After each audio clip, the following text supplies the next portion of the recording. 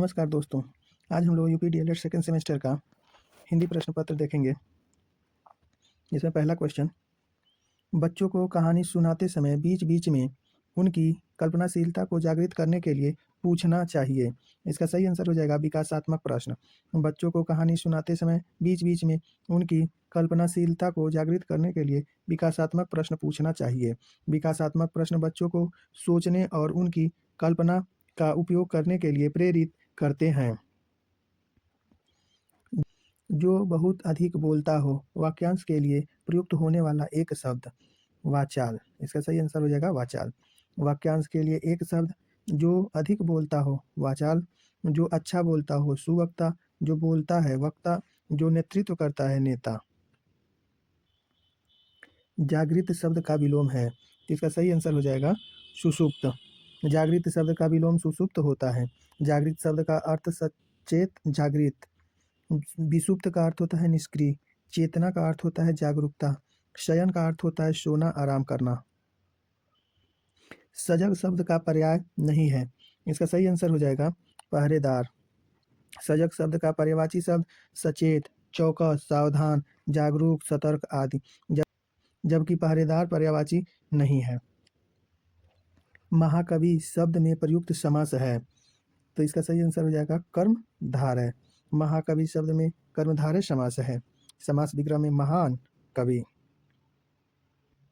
प्रति उपसर्ग से बनने वाले दो शब्द लिखिए, तो इसका उत्तर प्रति उपसर्ग से बनने वाले दो शब्द प्रति धनकूल बराबर प्रतिकूल, प्रतिधन दिन बराबर प्रतिदिन, प्रतिधन स्पर्धा प्रतिस्पर्धा, प्रतिधन ज्ञा प्रतिज्ञा।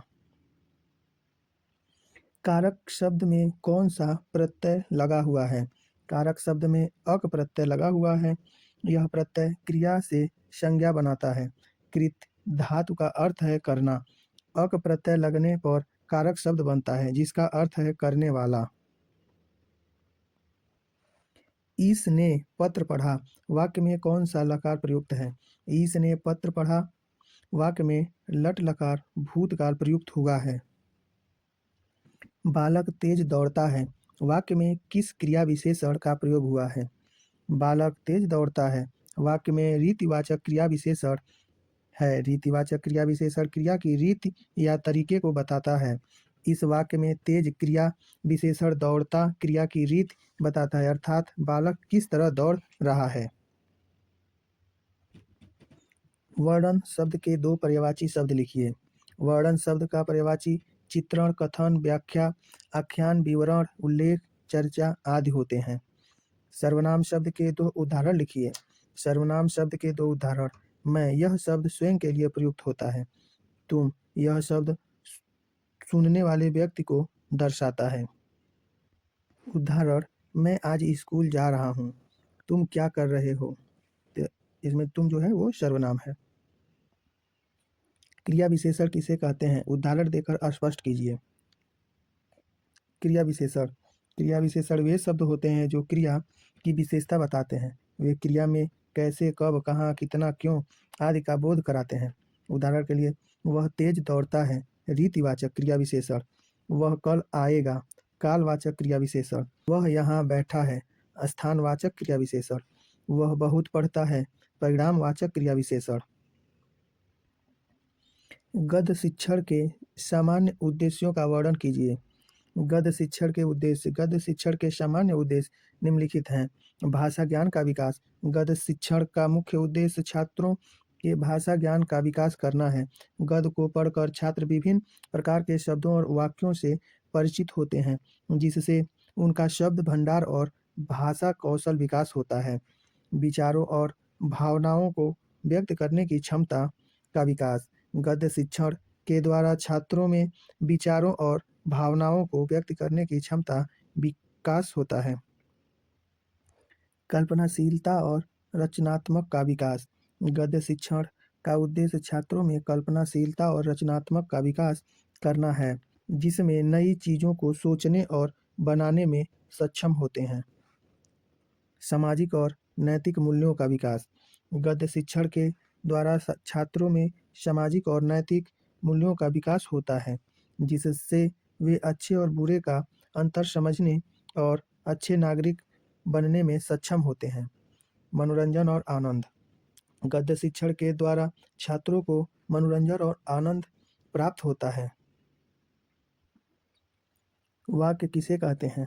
सो उदाहरण स्पष्ट कीजिए। शब्द का ऐसा समूह होता है जो किसी पूर्ण अर्थ का व्यक्त करता है, जिसमें कम से कम एक कर्ता और एक क्रिया होनी चाहिए। साधारण शब्दों में कहा जाए तो वाक्य शब्दों के सार्थक समूह को वाक्य कहते हैं।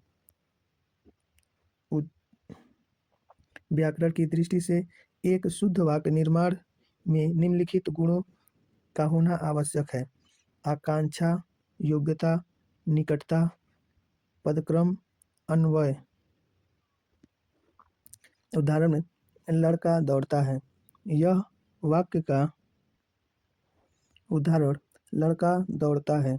यह वाक्य का एक कर्ता लड़का और एक क्रिया दौड़ता से बना है। मैंने एक किताब पढ़ी। इस वाक्य में एक कर्ता मैंने, एक क्रिया पढ़ी और एक किताब संज्ञा से बना है। उपकार, अनुपम, उपेक्षा, खग शब्दों के दो दो पर्यायवाची शब्द लिखिए। पर्यायवाची शब्द: उपकार भलाई, परोपकार, कृतज्ञता, एहसान, परमार्थ, आभार। अनुपम। अनुपम के पर्यायवाची: अनूठा, अद्भुत, अनोखा, अप्रतिम, अद्वितीय, अतुलनीय और अनुपमेय। उपेक्षा का पर्यायवाची: अनादर, तिरस्कार, अवहेलना, अवमानना, अपमान, उदासीनता। खग का पर्यायवाची: पक्षी, पंछी, नभचर, पखेरु, द्विज, चिड़िया, विहग, गगनचर।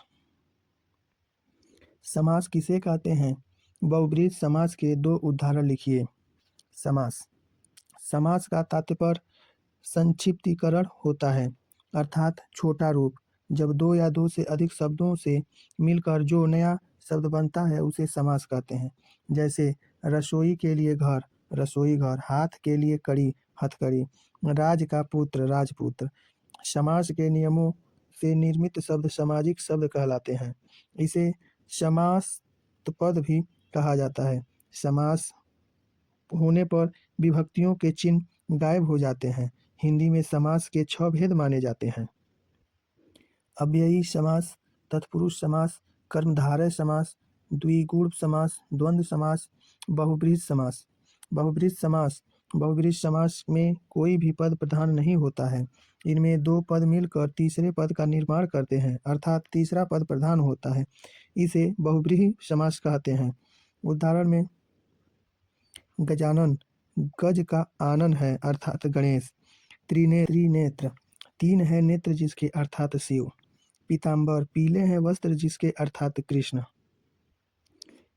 विपरीतार्थक शब्द से क्या आशय है? मुक्त, लौकिक, वादी तथा संयोग शब्द के विलोम शब्द लिखिए। विपरीतार्थक शब्द वे शब्द होते हैं जिसके अर्थ विपरीत या एक दूसरे के विपरीत होते हैं, उन्हें विलोम शब्द भी कहा जाता है। जैसे उदाहरण के लिए मुक्त, मुक्त का विलोम शब्द बंधन। लौकिक का विलोम शब्द अलौकिक। वादी का विलोम शब्द प्रतिवादी। संयोग का विलोम शब्द वियोग। भाषा शिक्षण में मौन वाचन का क्या महत्व है? संक्षिप्त में लिखिए। भाषा शिक्षण में मौन वाचन का महत्व। मौन वाचन भाषा शिक्षण का एक महत्वपूर्ण पहलू है, जिनमें शामिल है पढ़ने की गति और धारा प्रवाह में वृद्धि। मौन वाचन से छात्रों को शब्द को पहचानने और उनका अर्थ समझने में तेजी लाने में मदद मिलती है, जिससे उनके पढ़ने की गति और धारा प्रवाहता में वृद्धि होती है। अवधारणा में सुधार। अवधारणा में सुधार। मौन वाचन छात्रों को पाठ पर ध्यान केंद्रित करने और मुक्त विचारों को समझने में मदद करता है, जिससे उनका अवधारणा में सुधार होता है। शब्द भंडार का विकास।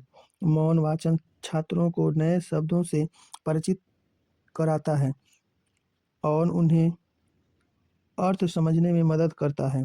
एकाग्रता में वृद्धि। मौन वाचन छात्रों में एकाग्रता विकसित करने और ध्यान केंद्रित करने में मदद करता है। आत्मविश्वास में वृद्धि, मौन वाचन छात्रों को अपने पढ़ने की क्षमता में आत्मविश्वास विकसित करने में मदद करता है।